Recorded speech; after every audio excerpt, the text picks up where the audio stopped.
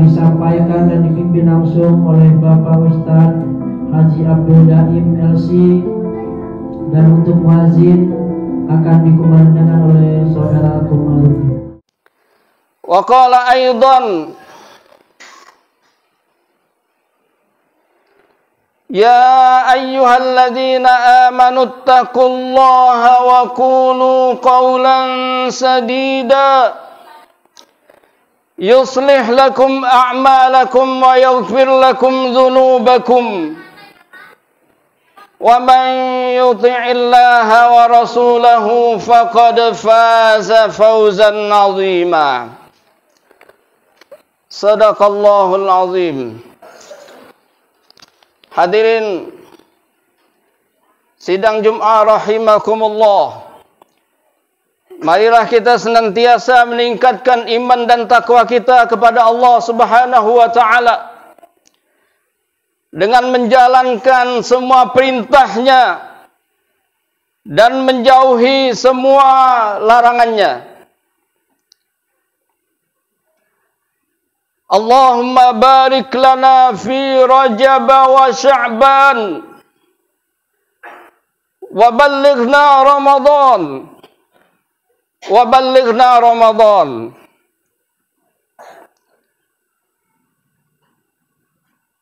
Tidak lama lagi kita akan memasuki bulan suci Ramadan. Marilah kita siapkan dari sekarang ilmu pengetahuan tentang Ramadan. Kita pelajari fikih Ramadan, seluk-beluk tentang Ramadan, supaya kita tidak termasuk dalam hadis Nabi yang berbunyi,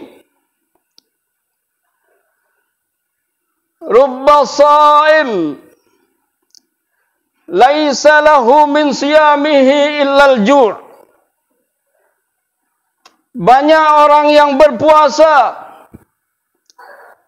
namun dia tidak mendapatkan apa-apa dari puasanya kecuali lapar dan haus. Suatu hari Nabi kita Muhammad sallallahu alaihi wasallam naik ke atas mimbarnya, yang mana mimbar Nabi mempunyai anak tangga 3 buah. Tatkala beliau melangkahkan di tangga yang pertama, beliau berhenti sejenak seraya mengucapkan amin. Kemudian di langkah yang kedua, beliau berhenti sejenak, kemudian mengucap amin. Begitu juga di tangga yang ketiga, beliau berhenti sejenak dan mengucap amin. Semua sahabat keheranan. Tatkala Nabi selesai khutbah, beliau turun. Sahabat-sahabatnya bertanya kepada Nabi, "Ya Rasulullah, tadi kami melihat engkau naik ke atas mimbar, setiap anak tangga engkau berhenti sejenak dan mengucap amin. Ada apa ya Rasulullah?" Nabi menjawab, "Ketika saya melangkah ke anak tangga yang pertama, malaikat Jibril datang kepadaku seraya berkata, 'Ya Rasulullah, celakalah bagi umatmu. Celakalah bagi umatmu yang mendapati bulan Ramadan. Kemudian bulan Ramadan selesai, dosa-dosanya tidak terampuni. Dia tidak mendapatkan ampunan dari Allah. Padahal bulan puasa, bulan penuh pengampunan dan rahmat. Namun dia tidak mendapatkan ampunan dari Allah SWT. Aminkan ya Rasulullah. Amin, Nabi berkata.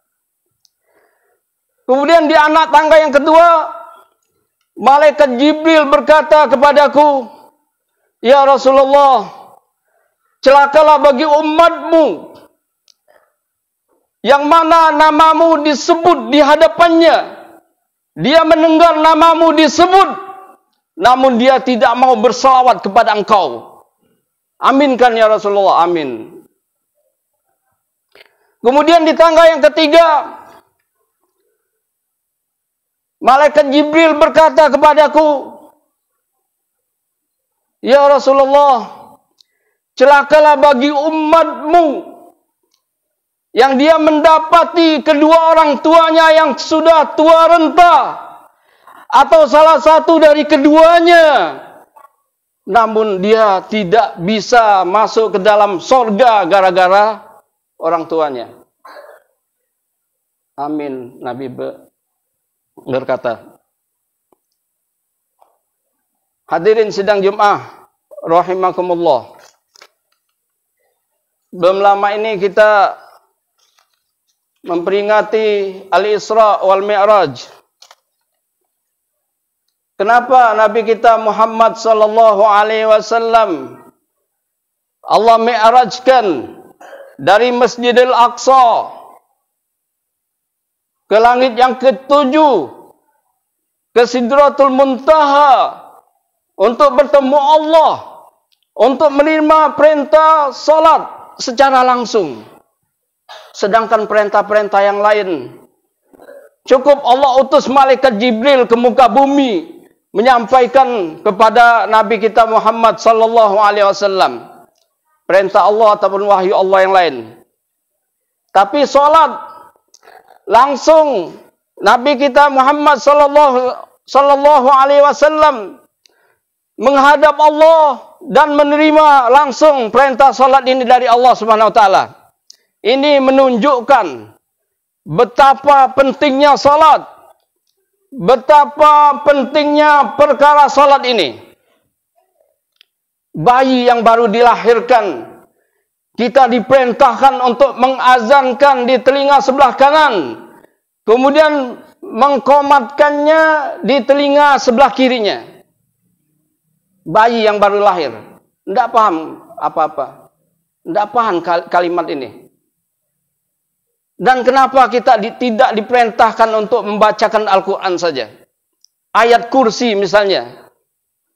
Karena sudah jelas Al-Quran lebih mulia daripada azan. Tetapi kenapa kita diperintahkan untuk mengazankan di telinga sebelah kanannya dan mengqomatkan di telinga sebelah kirinya? Ini menunjukkan betapa pentingnya salat ini. As-salatu imaduddin. Salat adalah tiang agama.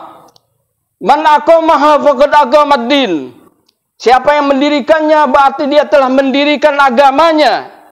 Wa man hadamaha faqad hadamaddin. Dan siapa yang meninggalkannya berarti dia telah merobohkan agamanya sendiri. Kejahatan, kriminal apalagi yang lebih dahsyat daripada seorang yang merobohkan agamanya sendiri.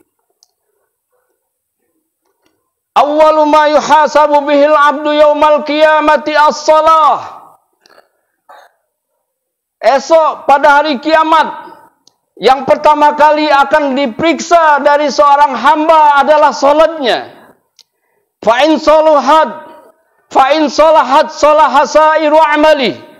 Apabila salatnya baik, salatnya bagus, maka amalan yang lain dianggap bagus. Allah terima semua amalnya. Wa in fasada sairu amali. Apabila salatnya rusak, salatnya tidak bagus, maka semua amalnya ditolak oleh Allah Subhanahu wa taala. Hadis dari sahabat Nabi yang bernama Amr bin Shu'aib radhiyallahu an, bahwasanya Nabi bersabda, "Muru auladakum bis-shalah Wahum abna'u sab'i sinin. Perintahkan anak-anak kalian untuk sholat ketika usia mereka 7 tahun. 7 tahun diperintahkan sholat dan sudah diajarkan cara sholat yang benar. Usia anak 7 tahun. Wadribuhum 'alaiha wa hum abna'u 'ashr. Dan pukullah mereka apabila tidak mau melakukan sholat ketika usia mereka 10 tahun. Wa farriqu bainahum fil madaji', dan pisahkan tempat-tempat tidur mereka. Nabi kita Muhammad sallallahu alaihi wasallam ditanya tentang ayat yang berbunyi Inna salata tanha 'anil fahsya'i wal munkar. Sesungguhnya salat itu dapat mencegah diri dari perbuatan keji dan mungkar. Nabi menjawab dalam hadisnya, Man lam tanhahu salatuhu 'anil fahsya'i wal munkar fala salatalah. Barang siapa yang solatnya tidak dapat mencegah dirinya dari perbuatan keji dan mungkar, maka tiada solat baginya. Solatnya tidak sah. Di dalam hadis yang lain dikatakan, Man lam tanhahum salatuhu 'anil fahsya'i wal munkar lam yazdad minallahi illa bu'da. Barang siapa yang solatnya tidak dapat mencegah dirinya dari perbuatan keji dan mungkar, maka dia tidak bertambah di sisi Allah kecuali semakin jauh. Itulah setiap kali ada perintah di dalam Al-Quran, perintah solat, mesti diawali dengan akim atau akimu, artinya dirikanlah. Akimis sholah, akimus sholah, dirikanlah oleh kalian solat. Tidak diperintahkan solatlah kalian, tapi aqimus sholah, akim, dirikanlah solat. Mendirikan solat bukan asal solat. Mendirikan solat yaitu solat dengan memenuhi, memperhatikan, menyempurnakan rukun dan syaratnya. Fawailul lil musallin, celakalah bagi orang-orang yang salat. Yang bagaimana? Alladzina hum an salatihim sahun, yaitu orang-orang yang lalai dalam salatnya. Salatnya asal salat, dia tidak perhatikan rukun dan syaratnya, tidak sempurnakan rukun dan syaratnya. Orang-orang ahli sorga, Ahlul Yamin, Ashabul Yamin bertanya kepada orang-orang ahli neraka Sakar, Ma salakakum fi Sakar? Apa yang menyebabkan kalian masuk ke dalam neraka Sakar ini? Qalu lam naku minal musallin. Mereka menjawab, dulu semasa di dunia kami tidak mendirikan salat. Barakallahu li wa lakum bil Qur'anil azim. Wa nafa'ani wa iyyakum bima fihi minal ayati waz zikril hakim. Wa taqabbala minni wa minkum tilawatahu innahu huwal ghafurur rahim. Alhamdulillahi wa kafa. Wa usalli wa usallimu ala sayyidina Muhammadinil Mustafa wa ala alihi wa ashabihi ahli sidqi wal wafa. Amma ba'd. Fa ya ayyuhal muslimun, usikum wa nafsi bi taqwallahil azim. Wa alamu anna Allah amarakum bi amrin azim. Amarakum bis salati was salami ala nabiyil karim. Faqala ta'ala Inna Allah wa malaikatahu yusalluna 'alan nabi يا أيها الذين آمنوا صلوا عليه وسلموا تسليما اللهم صل على سيدنا محمد وعلى آل سيدنا محمد كما صليت على سيدنا إبراهيم وعلى آل سيدنا إبراهيم وبارك على سيدنا محمد وعلى آل سيدنا محمد كما باركت على سيدنا إبراهيم وعلى آل سيدنا إبراهيم في العالمين إنك حميد مجيد اللهم اغفر للمسلمين والمسلمات والمؤمنين والمؤمنات الأحياء منهم والأموات اللهم ادفع عنا البلاء والغلاء والوباء والفحشاء والمنكر والبغي